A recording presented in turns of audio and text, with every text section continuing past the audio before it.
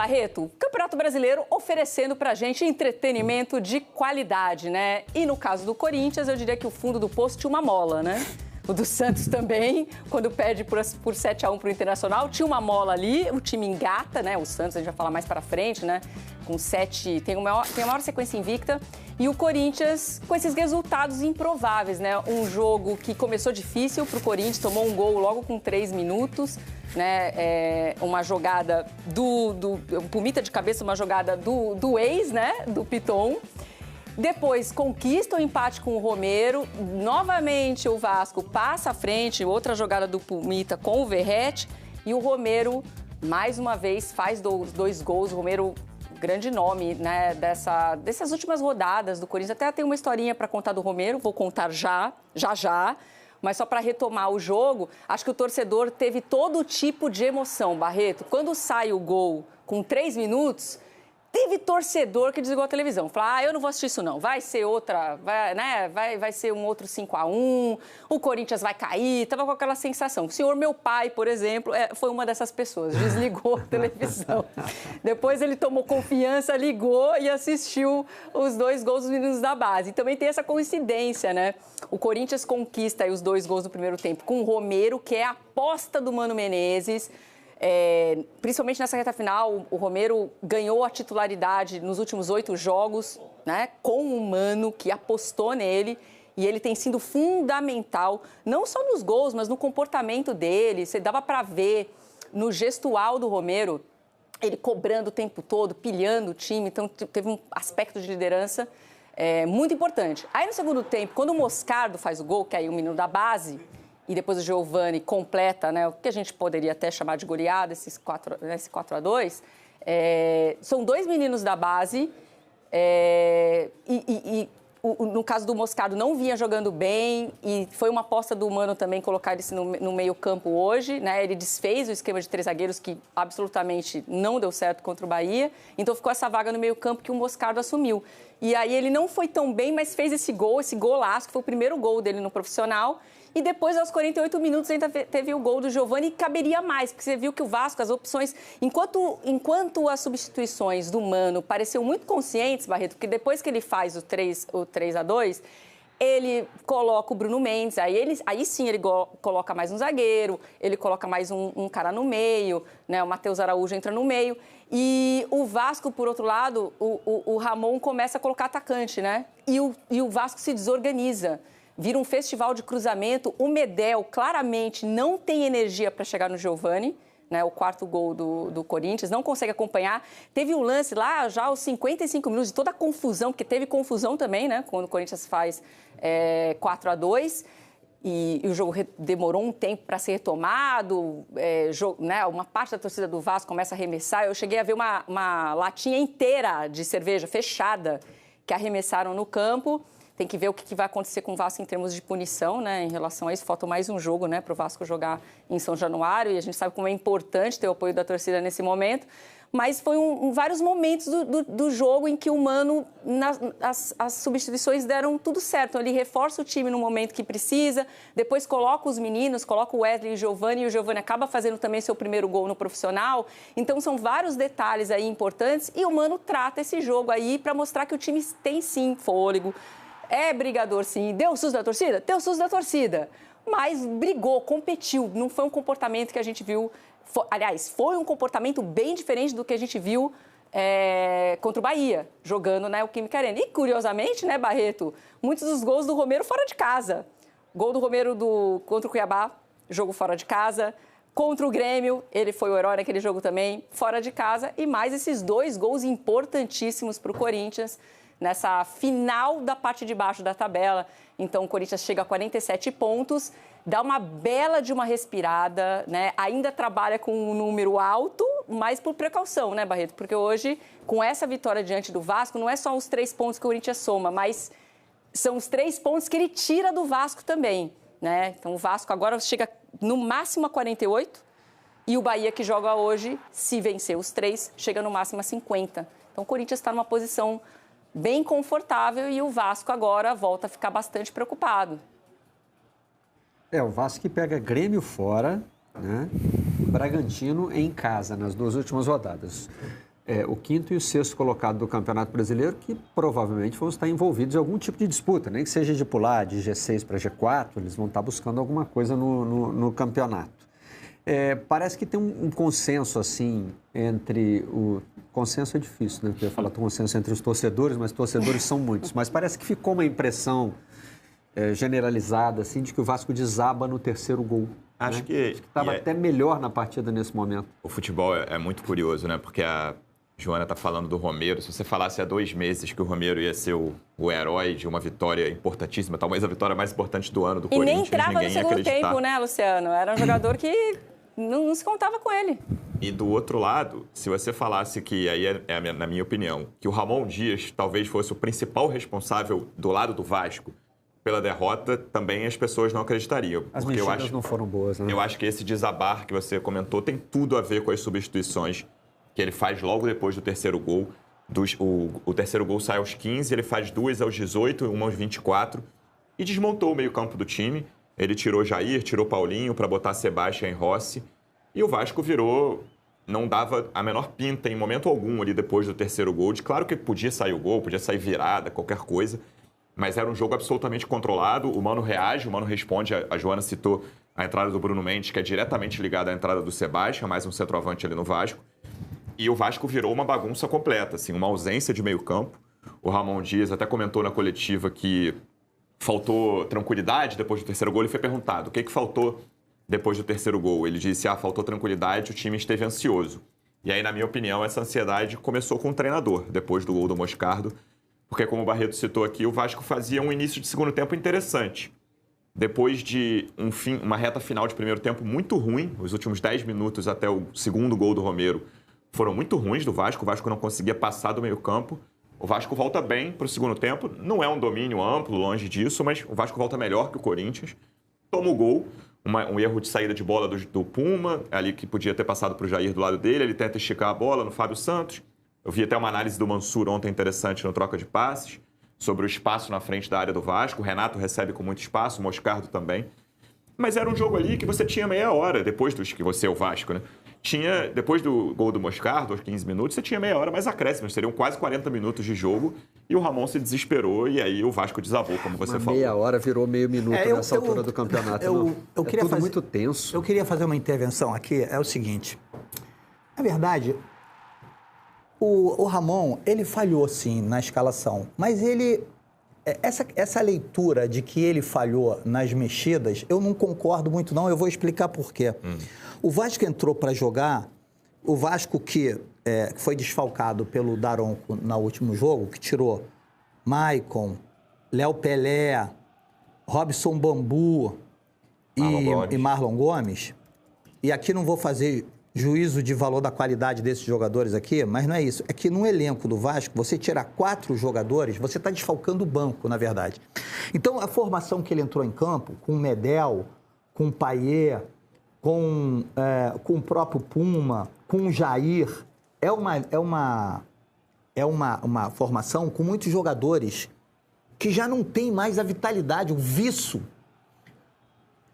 da juventude, que o jogador jovem oferece ao time. E se você olhar para a escalação do Mano, foi justamente o que ele buscou depois da goleada com o Bahia. Ele injetou, até mesmo por necessidade, porque ele teve alguns desfalques, ele injetou juventude no time, que com o Renato e com o Juliano orquestrando ali, dando as cartas, o próprio Fagner, que ontem fez uma bela partida, jogando mais como um atacante, segurando o Piton, o Corinthians conseguiu equilibrar o jogo. Então, assim, depois que o Vasco, depois que o Corinthians fez, era um jogo muito disputado. 2 times que se equivale ali em defeitos e virtudes. Talvez o Corinthians tenha um pouco mais de padrão, é uma formação um pouco mais antiga.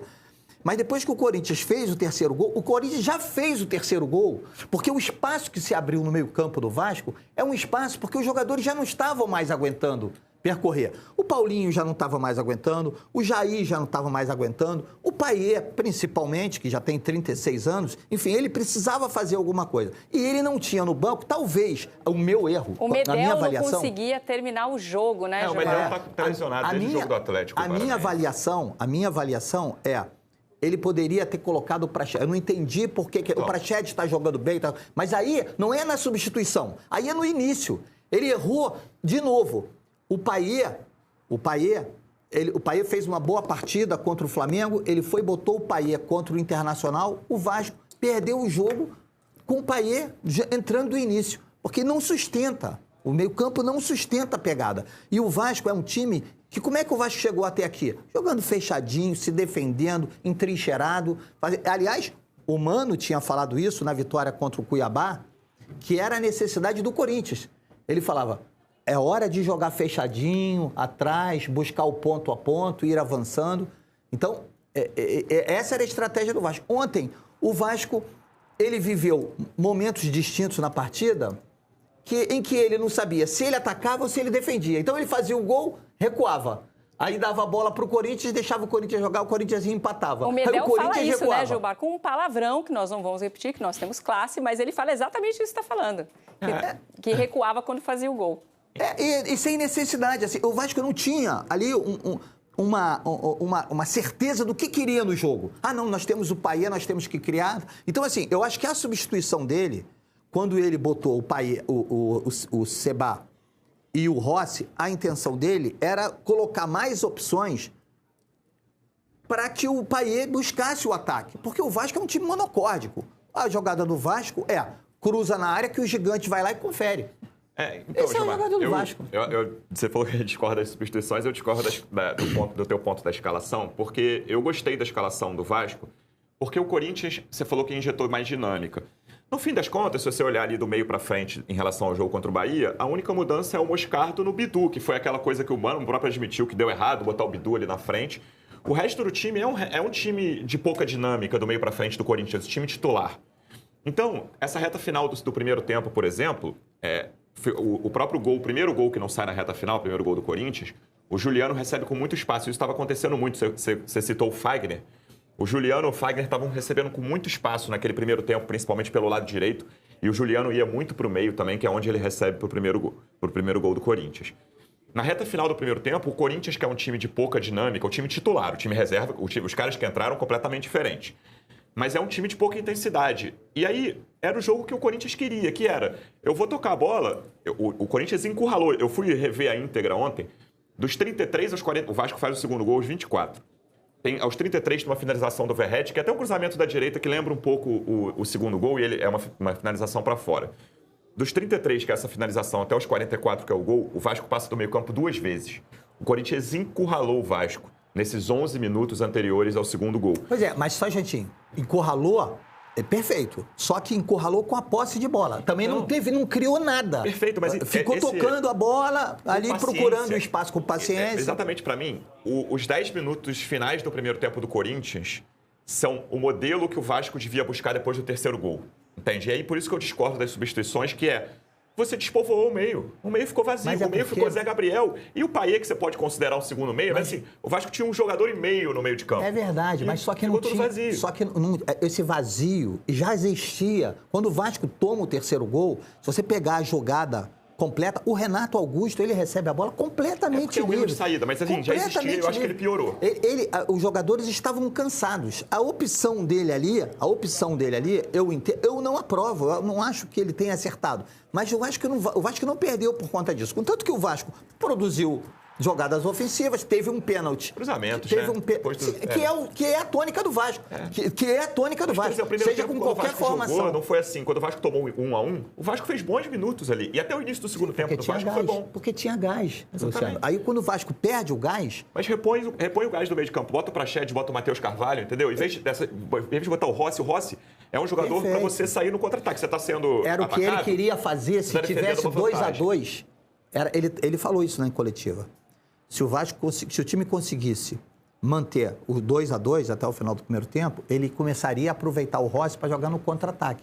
Mas, assim, o que eu quero dizer é que, nesse momento, não adianta o Vasco procurar uma explicação simples para poder... Ah, não, se tivesse botado o Praxedes... Eu estava lá em São Januário ontem, é muito engraçado você perceber a irritação dos torcedores, que é assim, quando o técnico escala um jogador, isso em todos os clubes, o técnico escala um jogador, pô, por que escalou esse cara? Esse cara tá mal, tira esse cara, não sei o quê. Aí quando o cara vai pro banco, pô, por que não botou o cara, não sei o quê. Então, assim, isso é fruto do desespero, né, do torcedor.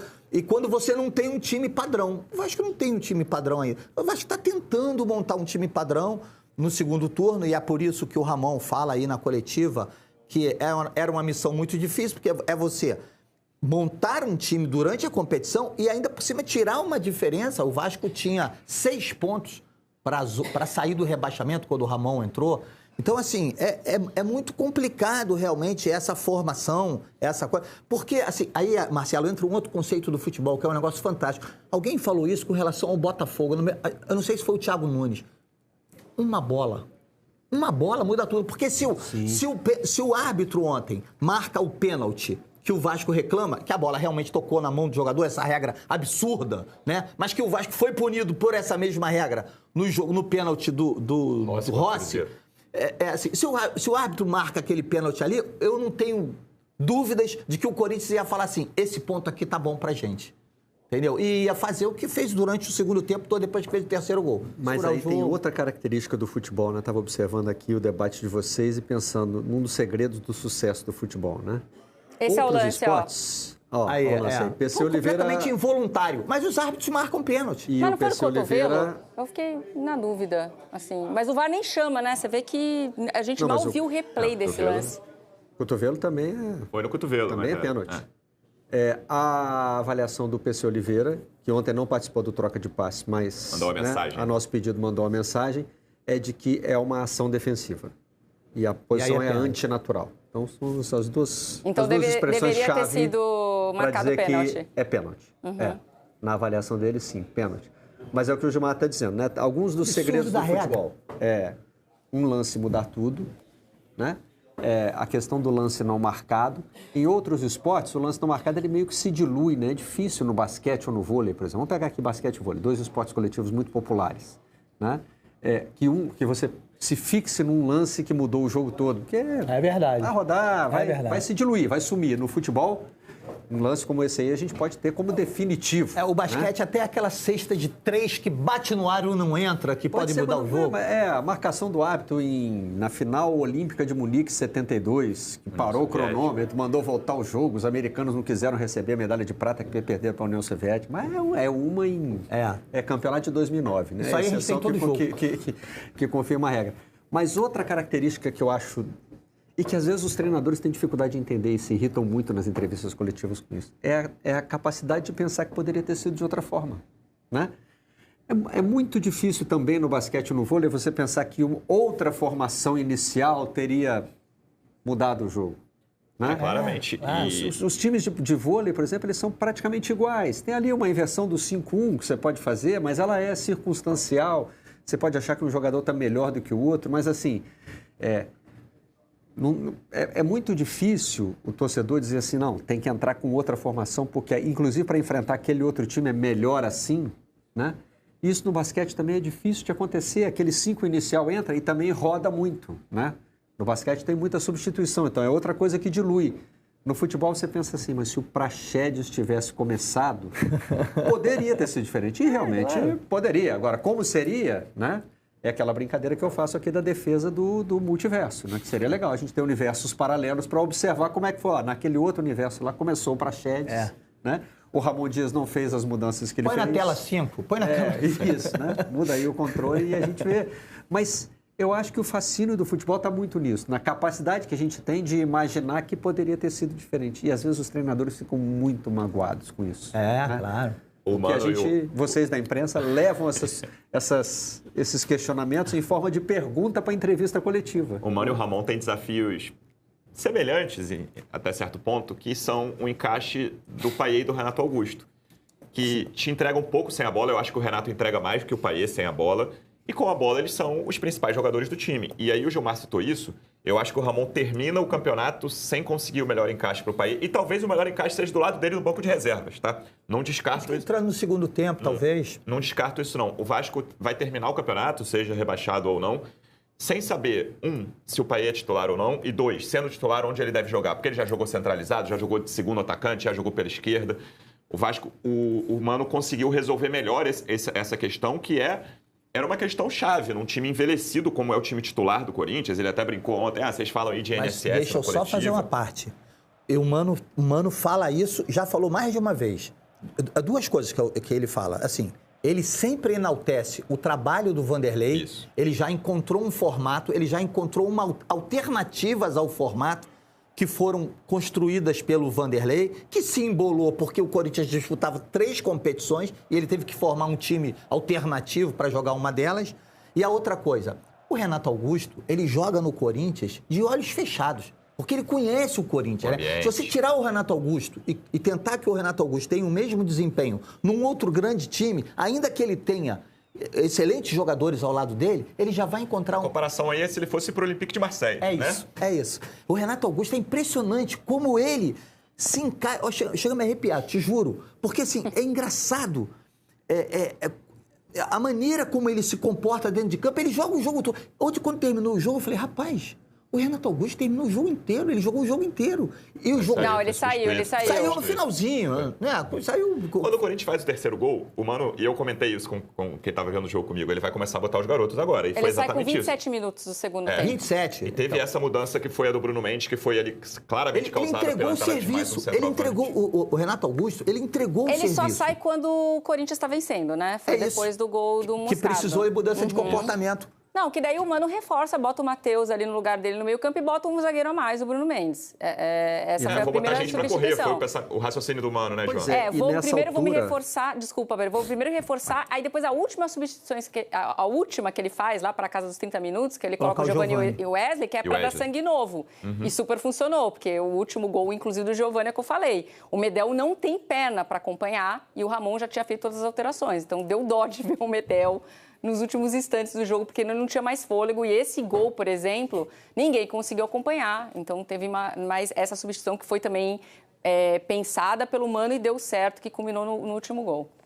Então, mas o que eu ia dizer era justamente nessa linha do sangue novo, né? Nessa altura do campeonato também não tem uma solução pronta para o treinador. Você quer um time que consiga correr mais, porque está todo mundo cansado. Está todo mundo cansado da temporada.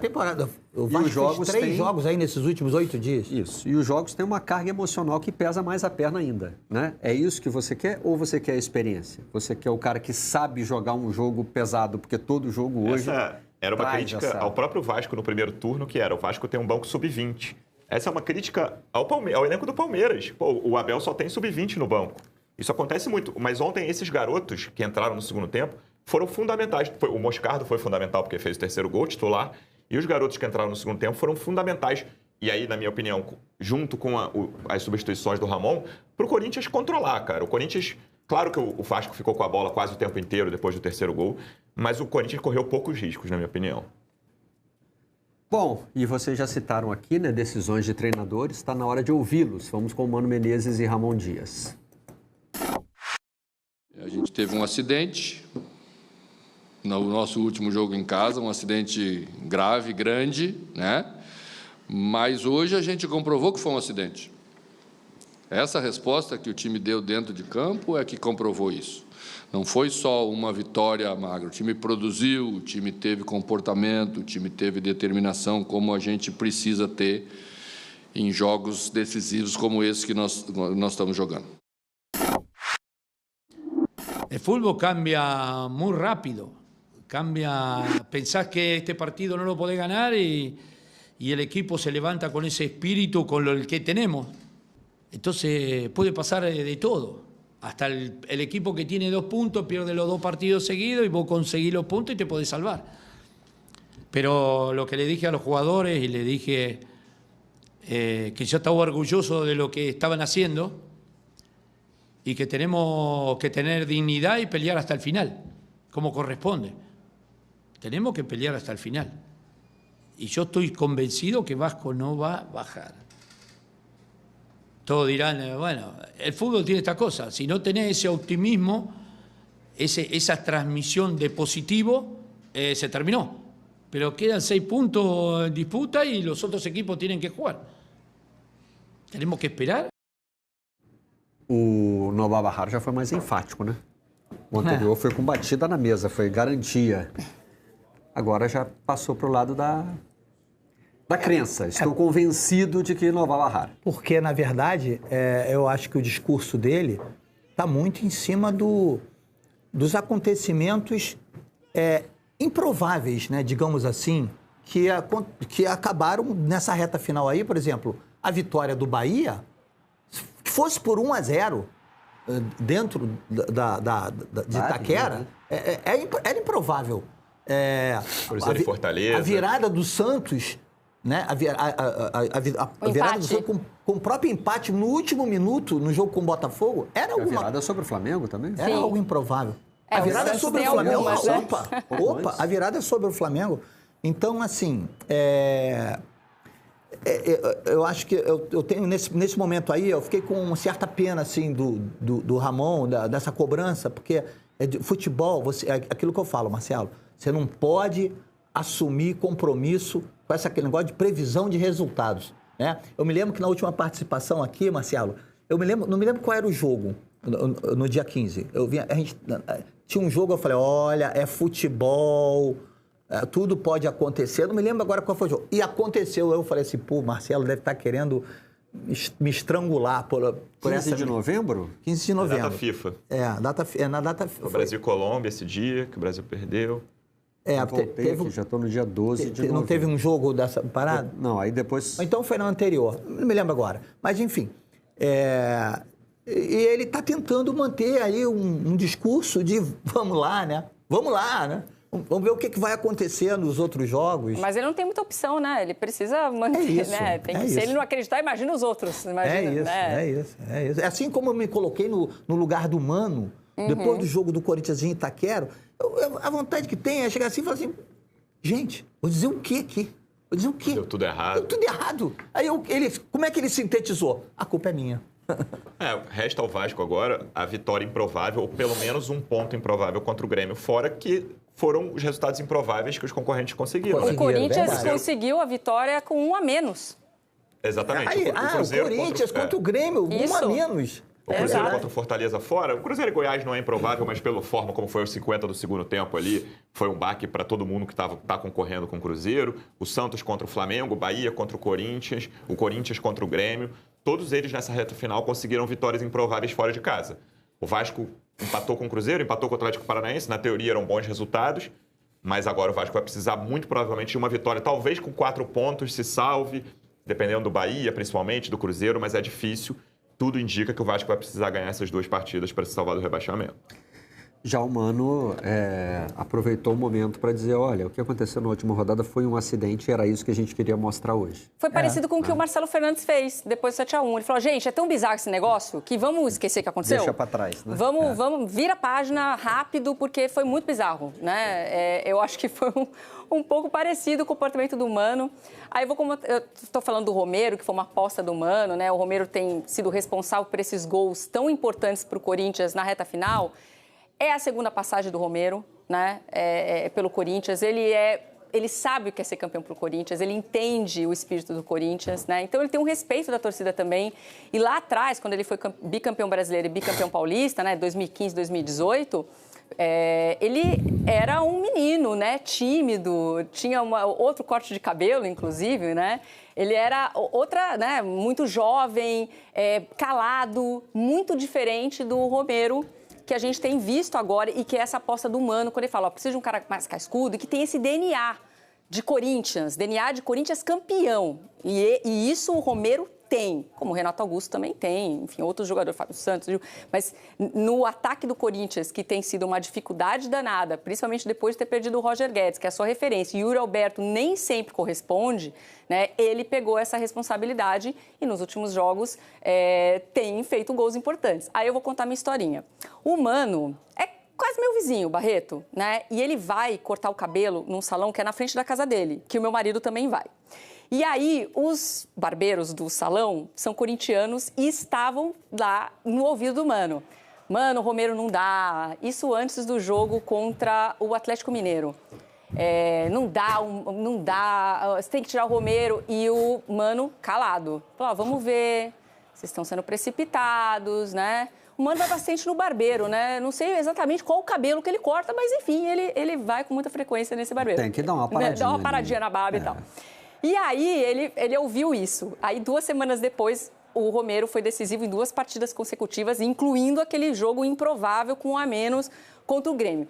Aí ele só atravessa a rua e vai com esse sorrisinho que a gente conhece do Mano, esse sorrisinho que ele deu nessa coletiva, ele só atravessa, entra no salão só para falar para os caras assim, vocês têm certeza? Ou agora eu posso deixar o Romero? Então eu aposto que o Mano vai dar uma passadinha de novo lá no cabeleireiro dele, no barbeiro, e falar assim, e aí, você vai falar mal do Romero de novo? Acho que todo mundo ali agora concorda que essa aposta do Mano de fato tem dado certo. E eu acho que no momento em que o Corinthians vive, que ainda, agora está praticamente livre do rebaixamento, mas passou o ano inteiro sofrendo, chega nessa reta final, é muito importante essa parte de raça. E eu acho que o Corinthians apresentou isso ontem para o seu torcedor, e principalmente na figura do Romero, que é essa aposta do Mano Menezes, né, que em muitos momentos ele sequer entrava no segundo tempo, né, a opção imediata era ali o Juan Oliveira, né? Então, o Romero ficava ali, encostado. Então, eu acho bacana a gente enaltecer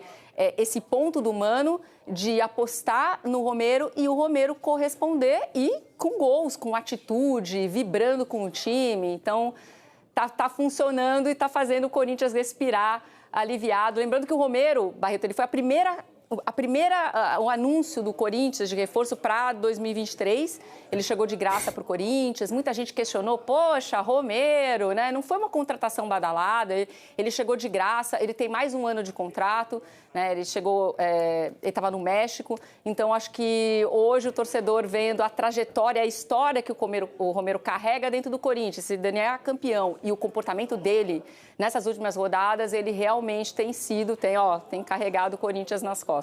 O outro segredo do sucesso do futebol. O fato de que o cara que está lá na barbearia sem acompanhar o dia a dia do Corinthians... É, isso que eu estava pensando aqui. Eu fico imaginando o Mano ouvindo os caras falando lá, cortando o cabelo. Tem uma opinião consolidada sobre o Romero. O Romero não dá. Não dá. Ele já definiu. Eu estou observando daqui da minha barbearia, né? Vendo jogos pela televisão ou eventualmente no estádio, eu decidi que o Romero não dá. E o cara que está sentado lá na cadeira, tendo seu cabelo cortado, né? E aí o cara tá com a tesoura na mão. O cara que tá argumentando tem tesoura, tem navalha, sei lá, né? Fica ali quietinho ouvindo. E é esse cara sentado na cadeira que está vendo o dia a dia, que sabe se o Romero está evoluindo, se não está, né? Em que função ele pode contribuir, não pode. Mas ele tem que ouvir, faz parte. Eu não posso deixar passar em branco um detalhe que eu só vi na transmissão depois em casa, revendo o jogo.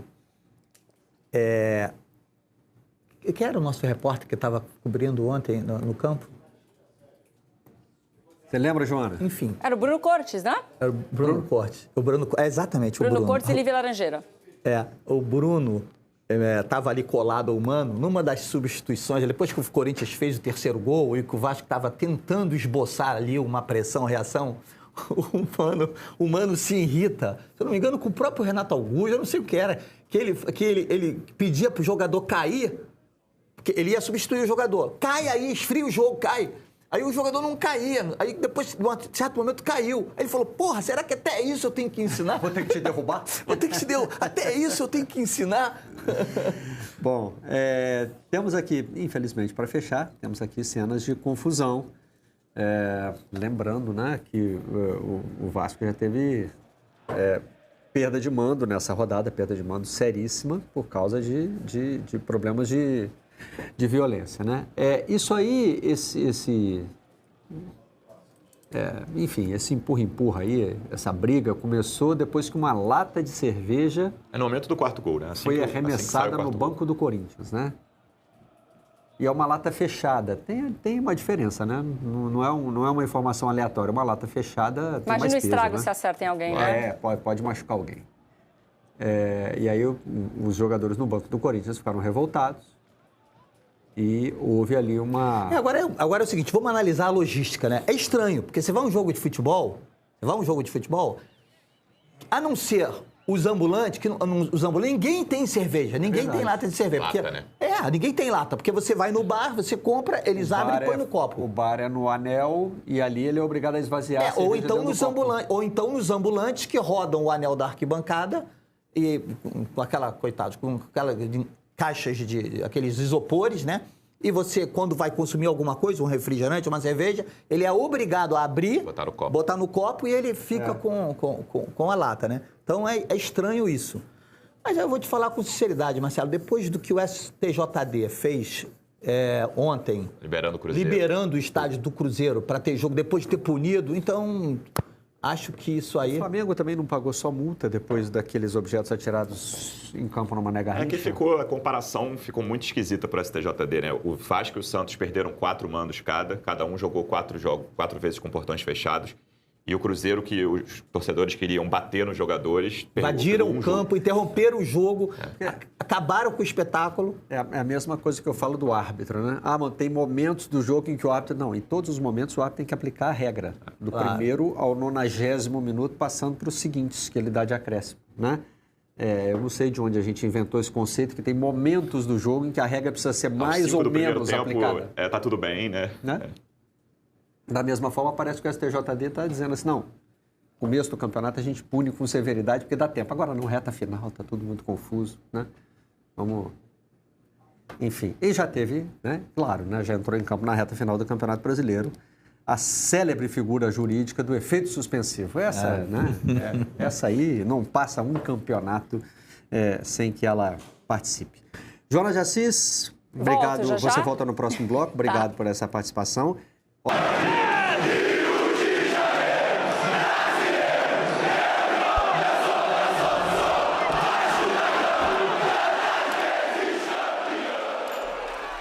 Fala, torcida vascaína.